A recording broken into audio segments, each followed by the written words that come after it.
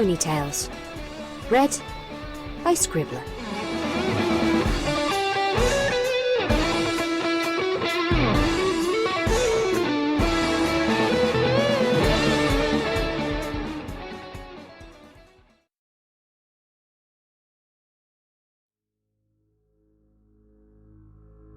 The Cough by Eben Main.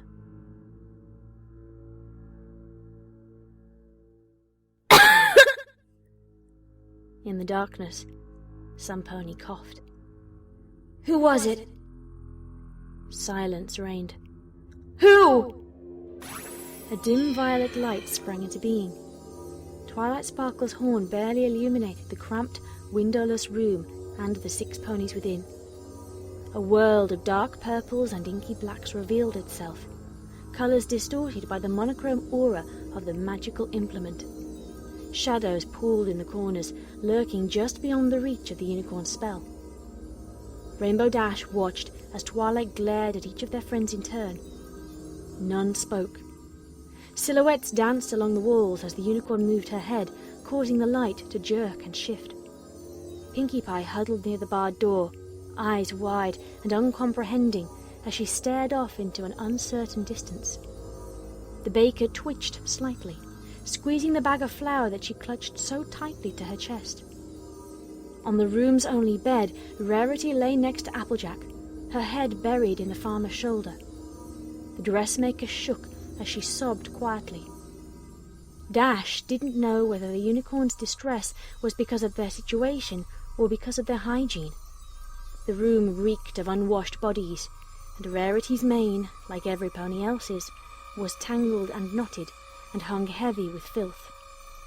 Applejack, for her part, merely stared stoically back at Twilight Sparkle when the librarian's gaze turned to her. And then those eyes were on Dash and on Fluttershy. The two were locked in an embrace.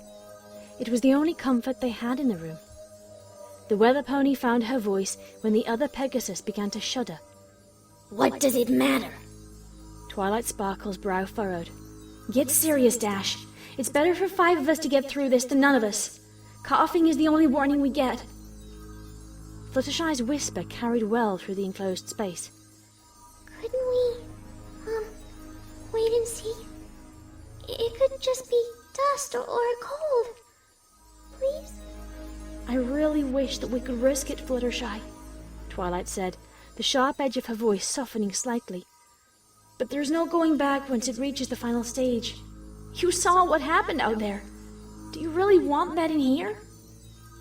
Applejack sighed, then spoke up. She's right, Sugar Cube. It ain't contagious until the end. We got a choice to make. 1 death or 6. Rainbow Dash gritted her teeth. Isn't there anything that can be done? Can't your magic cure it? Stop it! Slow it down! She paused, then added in a hoarse whisper. Anything? The unicorn shook her head. Even the princess can't cure it. She can only contain outbreaks that do happen. Every carrier has to die. That's the only way the rest of us can be safe. The only way the rest of Equestria can be safe. You know that, Dash. Time matters here. Why are you stalling? The weather pony's mouth worked, but no words came forth. Fluttershy's voice, suddenly confident, filled the gap. I coughed. It was me. Rainbow Dash gaped at the other Pegasus, eyes wide with shock and horror. The pink-maned mare turned to look at her, and spoke, once again hesitant. It's okay. It'll be okay. I couldn't live with myself if any of you died, and I could have prevented it. It's better this way.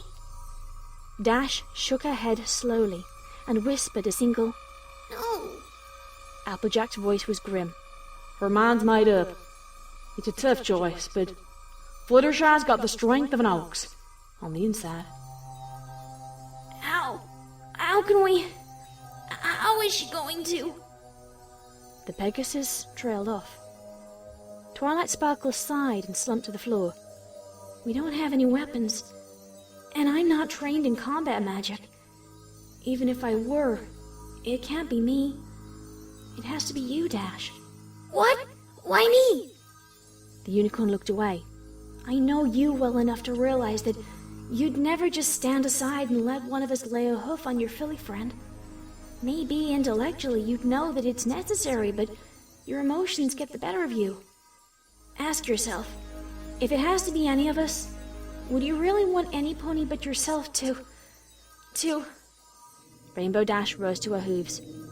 You're right. You're right. The mare's voice was hollow. She took a step away from the other Pegasus. Applejack spoke. Fluttershy, sit up and put your head against the wall. It'll be a mat. A mat. The mare choked back tears. Quicker. I'm so sorry, Rainbow Dash.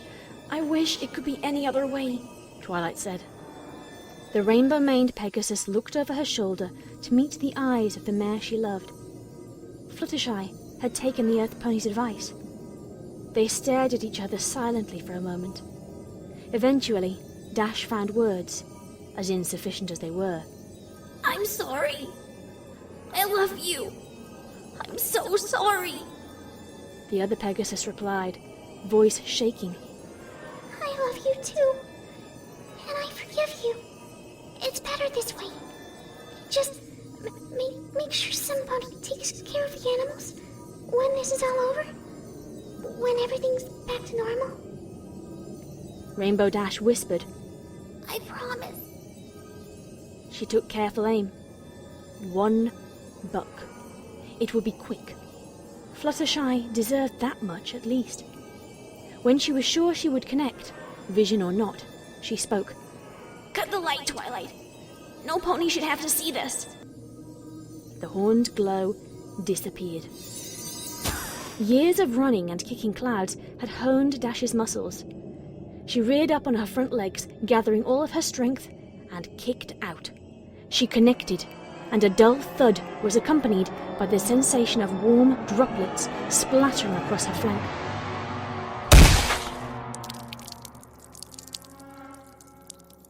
It was followed by a high-pitched moan from the agonized pony behind her. Rainbow Dash reacted to Fluttershy's continued suffering without thought. She reared again and bucked repeatedly, steadying herself and adding force with swift flaps of her wings.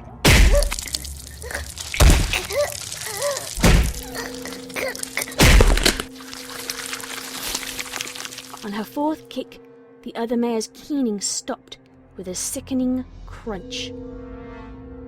The weather mare's hooves dropped back to the floor. She stood, shaking, her eyes wide and her heart beating nearly out of her chest.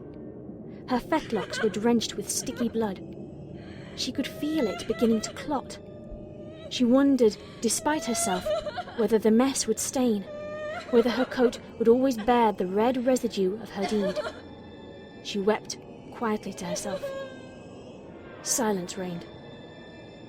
In the darkness, some pony coughed.